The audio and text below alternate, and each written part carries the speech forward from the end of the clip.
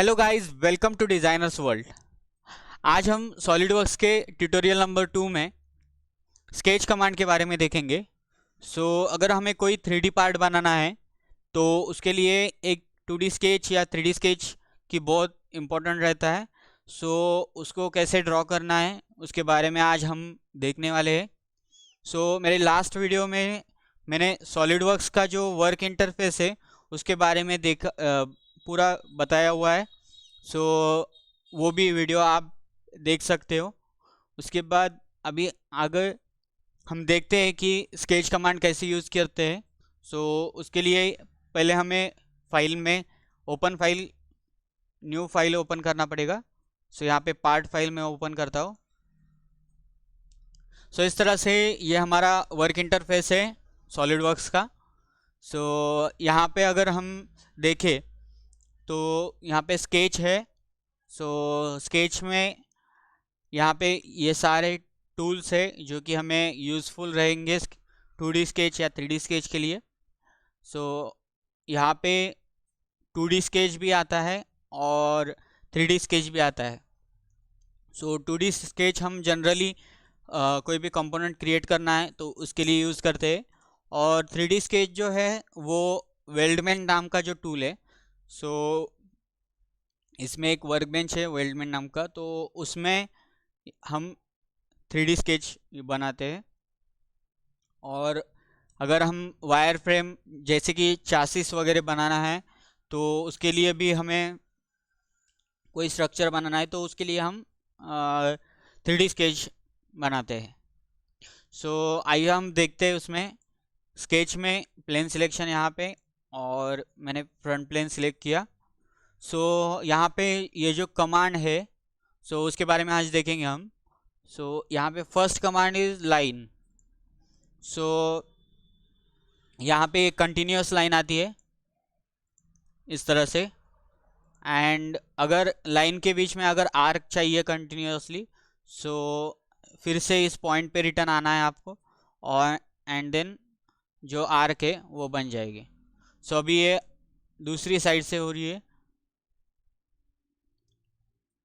अभी ये इस तरह से। मुझे अगर अपोजिट चाहिए तो फिर से आपको उस पॉइंट पे जाना पड़ेगा, एंड ये आर्क यहाँ से जनरेट हो जाएगी। इस तरह से आप आर्क यहाँ पे क्रिएट कर सकते हैं। एंड इसको डिसकंटिन्यू करने के लिए left click and right click and यहाँ से सिलेक्ट बटन ऑन करना। इस तरह से ये जो कंटिन्यूस लाइन है, ये कंटिन्यूस लाइन यहाँ से जनरेट हो सकती है। उसके सब पॉइंट में आता है सेंटर लाइन। जो भी अगर सर्कुलर पार्ट है उसके लिए, या फिर रेक्टेंगुलर पार्ट भी हमें सिमेट्रिक के लिए चाहिए तो उसके लिए भी ये सेंटर लाइन यूज़ की जाती है। या फिर कोई 45 डिग्री पे अगर होल पोजीशनिंग करना है तो उसके लिए भी हम सेंटर लाइन देते हैं। इस तरह से आप जो भी चाहिए वहाँ पे ये सेंटर लाइन यूज़ कर सकते हैं। The next one is line में ही मिडल पॉइंट लाइन।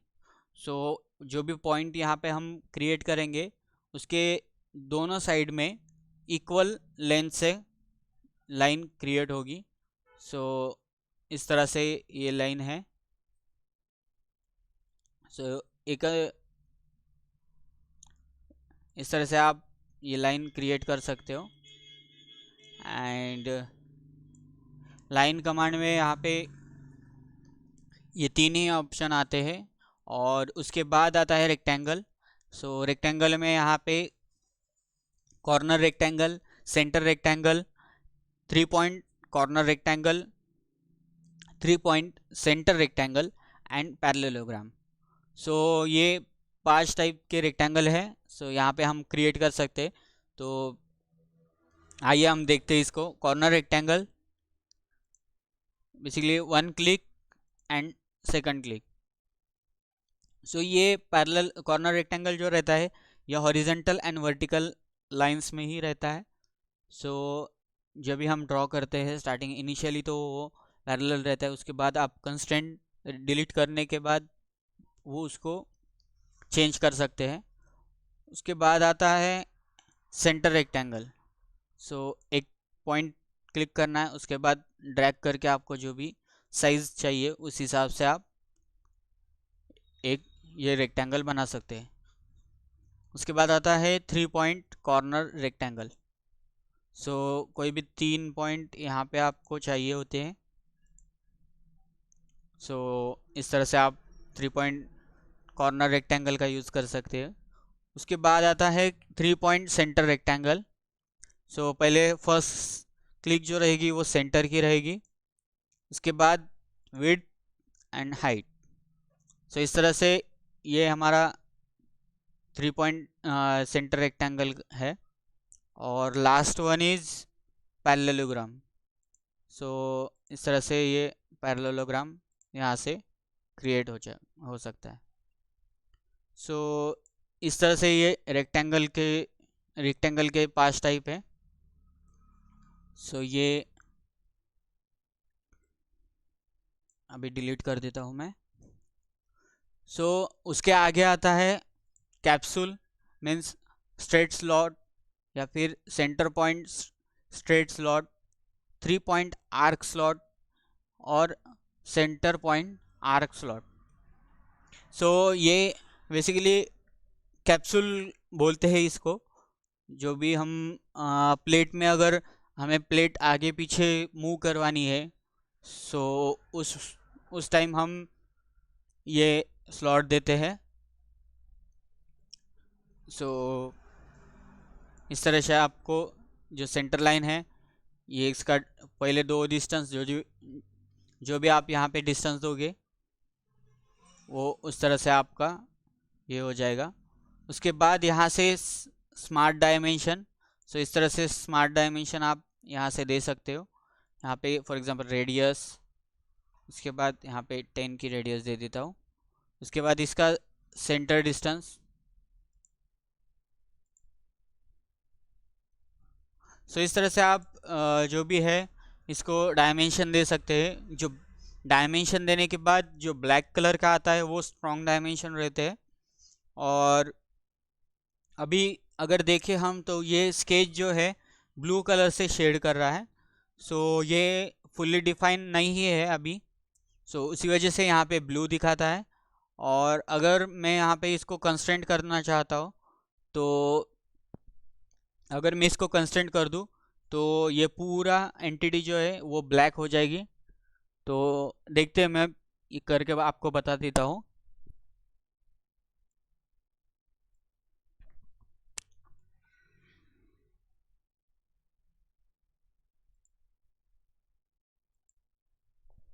सो यहाँ पे मैंने दोनों जो पॉइंट थे कंट्रोल दबा के मैंने सिलेक्ट किए। उसके बाद यहाँ पे आता है मेक कोइंसाइड। सो इस तरह से आप जो भी कंस्ट्रेंट हमें देना है उस तरह से आप यहाँ से ऑटोमेटिकली यहाँ पे कंस्ट्रेंटिंग आ जाता है। सिर्फ सिलेक्शन उसका प्रॉपर होना चाहिए। तो यहाँ पे मैं दे देता हूँ कॉन्सेंट्रिसिटी। सो यहाँ पे आप देख सकते हैं जो भी हमारा स्केच था वो पहले ब्लू कलर का था। सो वो फुल्ली कंस्ट्रेंट नहीं था, इसी वजह से वो ब्लू कलर में था। और यहाँ पे अभी फुल्ली कंस्ट्रेंट है, सो ये वाला ब्लैक कलर में कन्वर्ट हो गया है। सो इस तरह से आपका जो लाइनिंग है वो। और उसके बाद हम देखेंगे यहाँ पे centre point straight line, straight slot. So ये सेंटर पॉइंट से स्ट्रेट स्लॉट रहेगा। उसके बाद है 3 point arc slot. So first point, second point and third point. So इस तरह से आप जो भी स्लॉट है वो क्रिएट कर सकते हैं। और last one is centre arc slot. So एक सेंटर देना पड़ता है, उसके बाद में जो भी मैं आर्क निकालूंगा उसके करीबन उसके हिसाब से जो भी स्लॉट चाहिए वो स्लॉट क्रिएट हो जाएगा। एक बार ये स्लॉट क्रिएट हो जाए उसके बाद फिर आपको डायमेंशन देना है। एंड जो भी आपका रिक्वायरमेंट है उसके हिसाब से ये स्केच यूज़ करना है। सो यहाँ पे मैं ये डिलीट कर देता हूँ। उसके बाद आता है सर्कल। सर्कल में हमारा जो सेंटर पॉइंट सर्कल है, ये वाला सर्कल आया। और पेरीमेट्रिक सर्कल जो कि 3 पॉइंट में आएगा। सो जैसे कि हमने ज्योमेट्री में देखा हुआ है, जो कि ट्रायंगल में एक टेंजेंट सर्कल रहता है। सो उस टाइम हम ये पेरीमेट्रिक सर्कल यूज़ कर सकते हैं, जो कि 3 पॉइंट्स का, इसके 3 पॉइंट चाहिए होते हैं। सो इस तरह से ये सर्कल कमांड। उसके बाद आता है आर्क। सो उससे पहले मैं यहाँ पे ये डिलीट कर लेता हूँ। उसके बाद आता है आर्क। आर्क में सब टाइप्स आते हैं, centre point arc, tangent arc and 3 point arc. So यहाँ पे सेंटर पॉइंट आर्क मीन्स एक सेंटर पॉइंट और एक आर्क क्रिएशन। उसी तरह से 3 पॉइंट आर्क जो है उसमें 3 पॉइंट चाहिए होते हैं इस तरह से। और tangent arc. So tangent arc के लिए एक लाइन चाहिए होती है। सो यहाँ पे मैं एक लाइन क्रिएट कर देता हूँ एंड यहाँ पे सिलेक्शन ऑफ। इसके बाद यहाँ पे टेंजेंट लाइन। सो यहाँ पे मैं अगर पॉइंट क्रिएट करूँ, सिलेक्ट करूँ, तो यहाँ पे ये टेंजेंट। सो यहाँ पे अगर हम देखें तो इसमें यहाँ पे टेंजेंसी का सिंबल आ गया है। सो इस तरह से ये 3 टाइप दिए हुए हैं। उसके बाद आता है पॉलीगॉन। पॉलीगॉन में हेक्सागोन, पॉलीगॉन, जो भी आप चाहिए। यहाँ से यह भी हेक्सागोन है। अगर आपको पॉलीगॉन चाहिए तो यहाँ से आप 5 यहाँ से कर दो। सो यहाँ पे 5 पेंटागॉन बन जाएगा। उसके बाद यहाँ पे अगर आप 8 दबा दोगे सो यहाँ पे ये ऑक्टागॉन बन जाएगा। सो इस तरह से आप जो भी पॉलीगॉन जो है वो आप क्रिएट कर सकते हैं। उसके बाद नेक्स्ट आता है स्प्लाइन स्टाइल स्प्लाइन। सो स्प्लाइन में क्या होता है कि पॉइंट हम क्रिएट करते हैं और वो आर्क जनरेट करता है। सो इस तरह से ये वाला हमें स्केच हम बना सकते हैं। उसके बाद स्प्लाइन के अंदर आता है स्ट्रेट लाइन। सो इस तरह से जो भी नोटेशन है उसका जो पॉइंट में से ये लाइन कर्व क्रिएट हो जाएगी। सो ये हमारा अभी स्केच एंटिटीज में आ गए।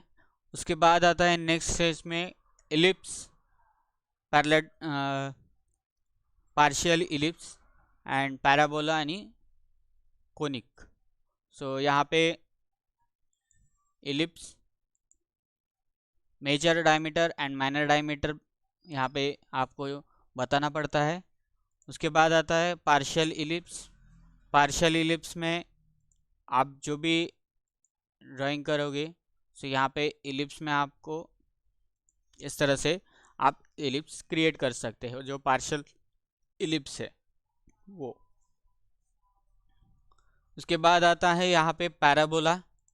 सो हम पैराबोला भी यहाँ से क्रिएट कर सकते हैं। सो ये हमारा लाइन होगी पैराबोला। और कोनिक में भी इसी तरह से। सो ये हमारा कोनिक हो गया।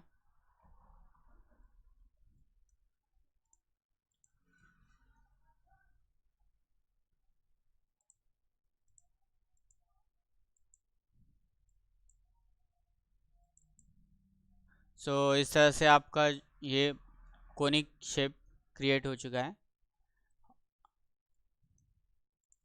सो ये हमारा स्केच के बारे में हो गए। सो इतने सारे जो टूल हैं ये सारे स्केच कमांड के लिए यूज़ किए जाते हैं। और लास्ट में ये फिलेट है, सो स्केच फिलेट या फिर स्केच चाम्फर। सो अगर मैं रेक्टेंगल क्रिएट करता हूँ तो उस टाइम ये स्केच फिलेट एंड चाम्फर ये दोनों यूज़ होते हैं। सो यहाँ पे मैं पहले फिलेट आपको बता देता हूँ।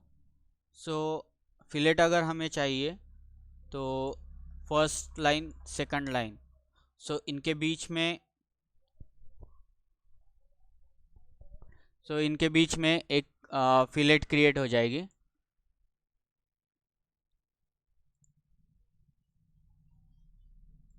सो यहाँ पे आपको पॉइंट जो है वो पॉइंट सिलेक्ट करना है। सो यहाँ पे आपको फिलेट मिल जाएगी इस तरह से।